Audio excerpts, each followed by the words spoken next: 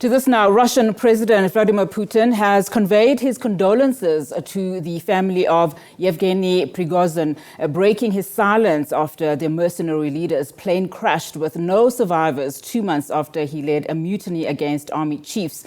Let's get the latest now. We cross to SABC News correspondent Dasha Chernyshova in Moscow. Dasha, thank you so much for your time. Now, in expressing his condolences, President Putin went on to describe his relationship with the Wagner chief Prigozhin, saying he was a man who made serious mistakes. What else did he have to say? Well, indeed, the Russian president has extended his condolences to the families of all 10 passengers, 10 people, 7 passengers and 3 crew members on board of the plane that crashed in the Tver region.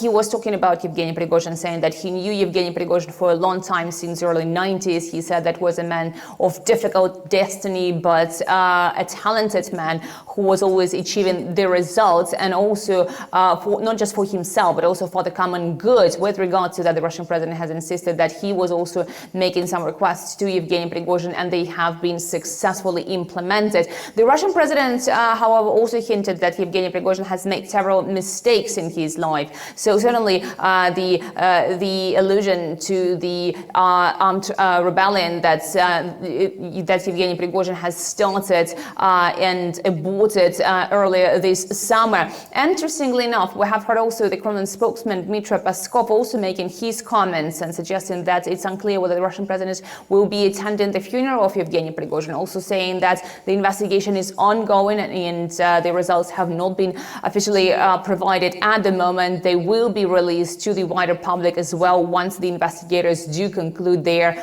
probe.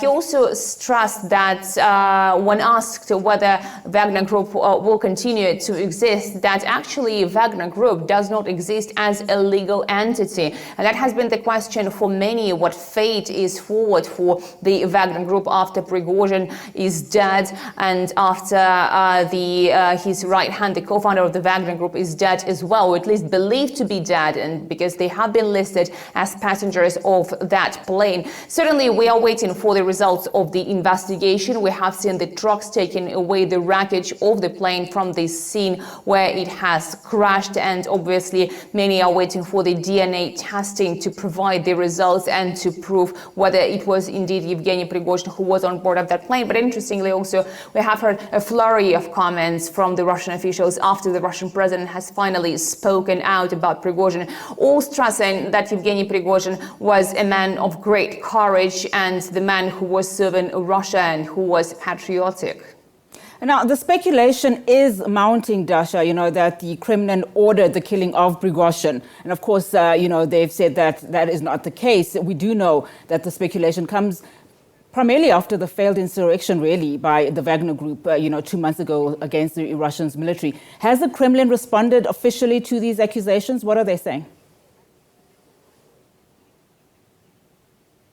Well, indeed, the Kremlin said that all of those accusations that the Kremlin could be behind the death of Yevgeny Prigozhin are merely lies. Again, the official investigation is ongoing. The Russian president said he was waiting for the results. The Kremlin has also indicated the same.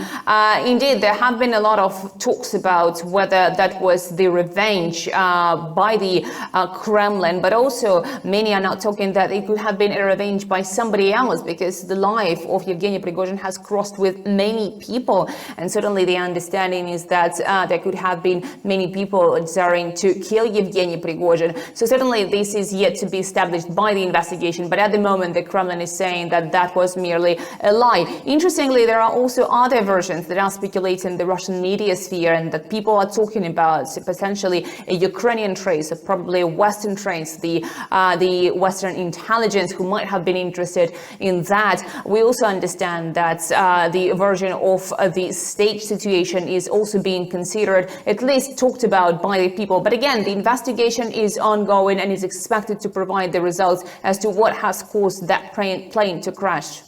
I would imagine, the investigators haven't really given a time, when that report, at least the initial report, will come out.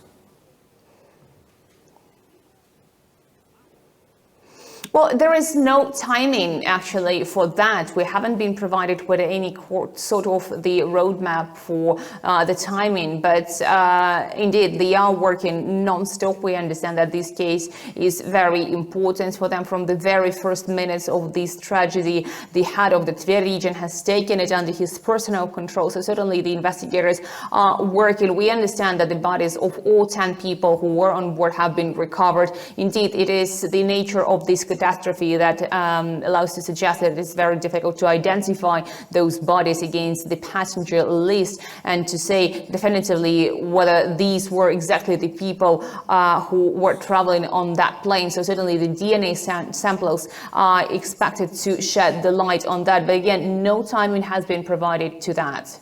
All right, Dasha, thank you so much for that update. Really appreciate it. SABC News correspondent Dasha Chernyshova coming to us live there from Moscow.